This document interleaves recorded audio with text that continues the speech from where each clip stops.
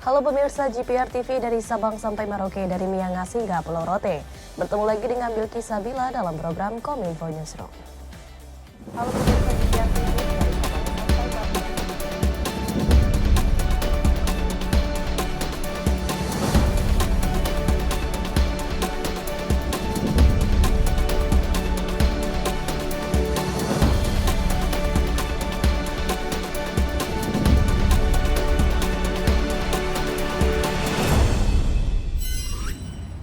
Pemirsa, mengawali informasi pertama, sebagai upaya percepatan vaksinasi booster di tanah air, Presiden Joko Widodo bersama Menteri Kesehatan dan Menteri Perindustrian meninjau pelaksanaan vaksinasi di PT Komatsu Indonesia, Jakarta Utara.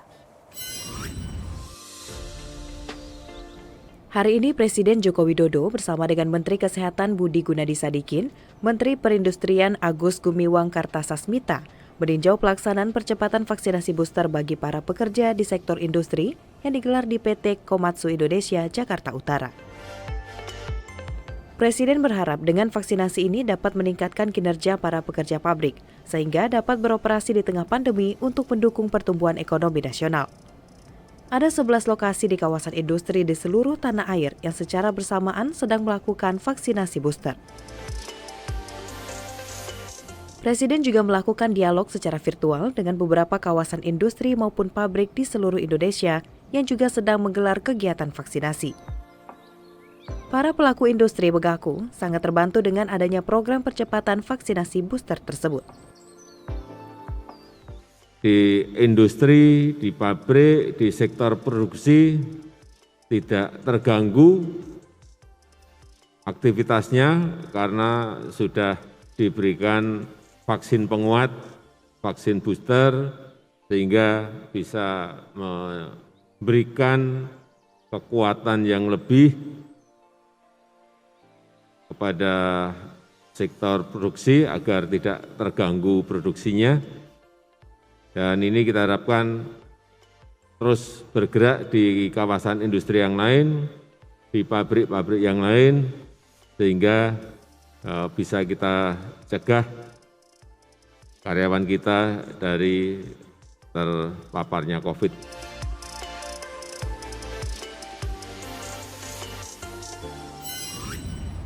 Sertifikat halal vaksin merah putih buatan PT Biotis Pharmaceuticals Indonesia dengan Universitas Erlangga secara resmi disahkan langsung oleh Menteri Agama Yakut Khalil Qomas. Rencananya vaksin merah putih tersebut akan diekspor ke negara-negara yang tergabung dalam organisasi Islam di seluruh dunia.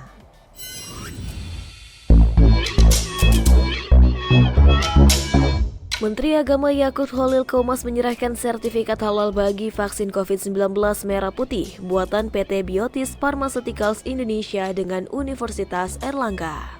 Dengan penyerahan sertifikat ini, Menak menyebut masyarakat terutama umat Islam di Indonesia tidak perlu khawatir dan ragu lagi dengan vaksin merah putih untuk meningkatkan imun serta mencegah pandemi COVID-19.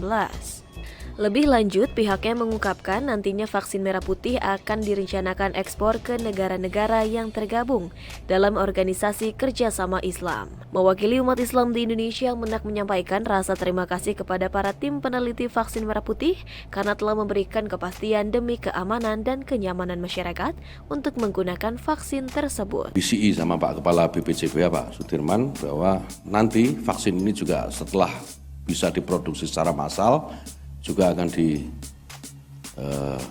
dikirimkan kepada negara-negara anggota OGI sebagai bantuan kepada mereka.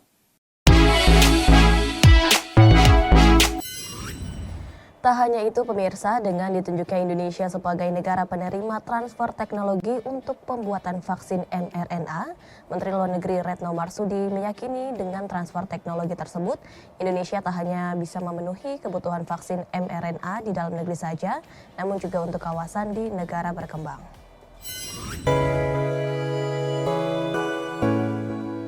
Indonesia melalui PT Bio Farma menjadi penerima transfer teknologi pembuatan vaksin mRNA dari Organisasi Kesehatan Dunia atau WHO. Menteri Luar Negeri Retno Marsudi pun mengatakan, dengan transfer teknologi tersebut, Indonesia tak hanya bisa memenuhi kebutuhan vaksin mRNA di dalam negeri saja, namun juga untuk kawasan negara berkembang. Indonesia menjadi penerima transfer teknologi vaksin mRNA bersama 3 negara lain, yakni Pakistan, Serbia, dan Vietnam. Penunjukan negara-negara tersebut sebagai penerima transfer teknologi pembuatan vaksin mRNA dengan tujuan negara-negara berkembang memiliki kemampuan untuk memproduksi vaksin sendiri. Transfer teknologi diharapkan setiap negara di dunia bisa memiliki akses setara untuk mengatasi virus corona yang menyebabkan pandemi COVID-19. WHO, pertemuan bersama dengan Gavi dan COVAX Facility, dan bersama dengan Dirjen WHO menyampaikan keterangan pers terkait dengan alih teknologi mRNA. Pertemuan baru saja selesai dilakukan dan selain dalam kapasitas nasional, pertemuan-pertemuan ini juga saya lakukan dalam konteks peran saya sebagai salah satu co-chairs dari COVAX AMC Engagement Group. Rekan-rekan, saya ingin bagi 2 klaster penjelasan.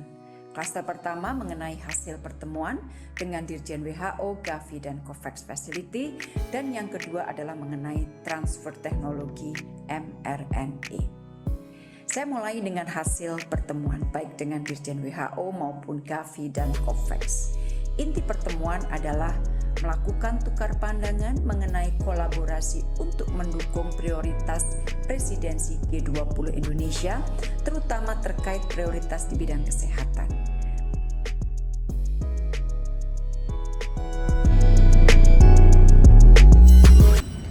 Informasi lainnya, Menteri Keuangan Sri Mulyani menyebutkan dampak dari pengetatan kebijakan moneter atau tapering off Bank Sentral Amerika Serikat The Federal Reserve tak sebesar taper tantrum pada tahun 2013 dan tak akan mempengaruhi perekonomian Indonesia saat ini.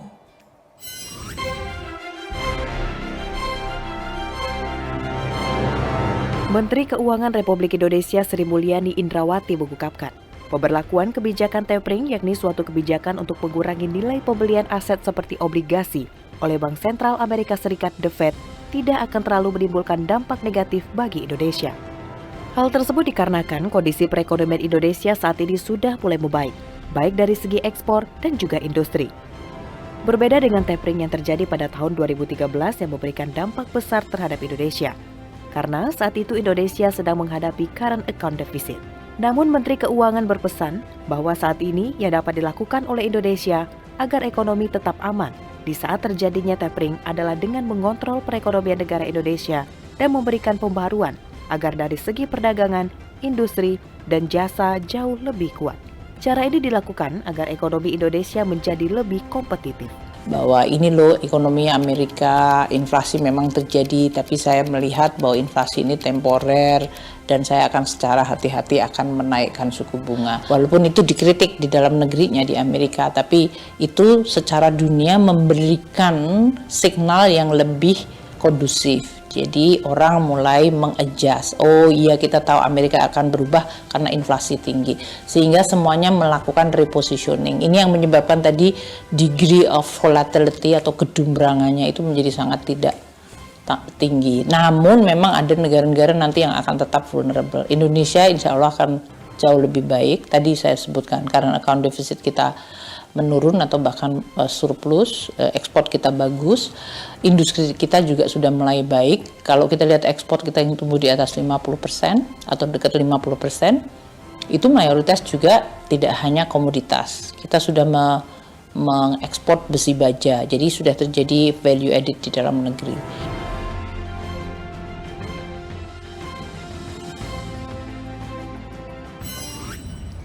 Berita selanjutnya, setelah dikeluarkan Instruksi Presiden Nomor 1 Tahun 2022, pemerintah menginstruksikan 30 kementerian, lembaga tersebut untuk mensyaratkan JKN-KIS dalam berbagai keperluan.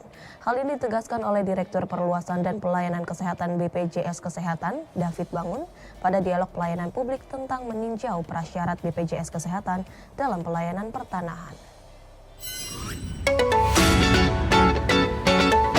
Pemerintah resmi mengeluarkan Instruksi Presiden Nomor 1 Tahun 2022 mengenai optimalisasi pelaksanaan program jaminan kesehatan nasional. Inpres yang ditekan Presiden Republik Indonesia Joko Widodo pada 6 Februari 2022 ini dalam rangka optimalisasi pelaksanaan program jaminan kesehatan nasional, peningkatan akses pelayanan kesehatan yang berkualitas, dan untuk menjamin keberlangsungan program jaminan kesehatan nasional. Inpres tersebut ditujukan kepada 30 kementerian atau lembaga untuk mengambil langkah-langkah sesuai tugas, fungsi, dan kewenangan masing-masing untuk melakukan optimalisasi program JKN. Adapun fasilitas publik yang wajib melampirkan bukti keaktifan program JKN, yakni permohonan jual beli tanah, kredit usaha rakyat, calon jemaah umroh dan haji khusus, hingga pembuatan SIM SKCK dan STNK.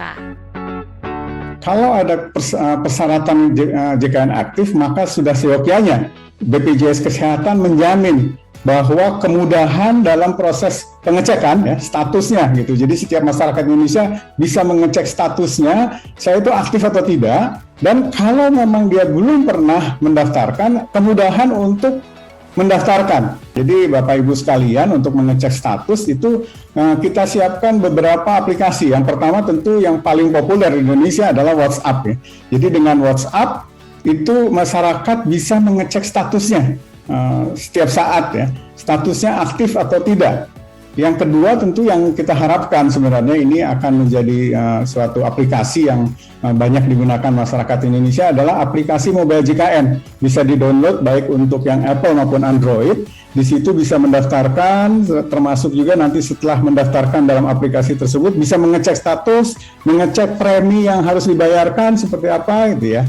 Nah, termasuk juga bisa ke call center kami. Jadi call center BPJS adalah saat ini adalah Care Center 165. Nah, banyak juga channel lain termasuk di Facebook Messenger, Telegram, termasuk yang Pandawa kalau untuk pendaftaran. Jadi melalui WhatsApp juga.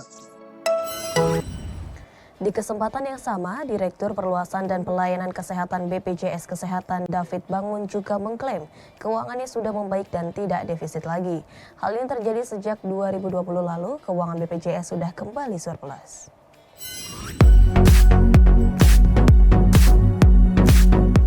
Badan Penyelenggara Jaminan Sosial Kesehatan mengklaim keuangannya sudah membaik dan tidak lagi defisit. Sejak 2020 lalu, keuangan BPJS dilaporkan sudah kembali surplus. Direktur Perluasan dan Pelayanan Kesehatan BPJS, David Bangun mengatakan, BPJS Kesehatan terakhir mengalami defisit pada tahun 2019.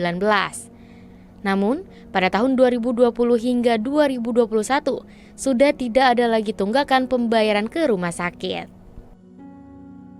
Sehingga kami jamin di 2020-2021 tidak ada lagi klaim ataupun tagihan dari rumah sakit yang tertunda pembayarannya. Semua pembayaran kami jamin paling lama 15 hari, 14 hari itu pasti dibayarkan. Dan sedikit promo ya, bahwa semakin banyak rumah sakit saat ini yang mengatakan bahwa jika tanpa BPJS mereka tidak bisa hidup sebagai suatu rumah sakit. Jadi testimoni ini bukan hanya rumah sakit umum ya, rumah sakit TNI, rumah sakit Polri gitu sangat ini sekali gitu ya, bergabung di dalam JKN memberikan layanan kesehatan dan mereka merasakan benefit secara finansial. Kita harapkan ini semua semangat ini akan membangun kebersamaan kita untuk mensukseskan JKN. Pemirsa, setelah jeda pariwara kami akan kembali dengan beragam informasi menarik lainnya. Tetaplah bersama Kominfo Newsroom.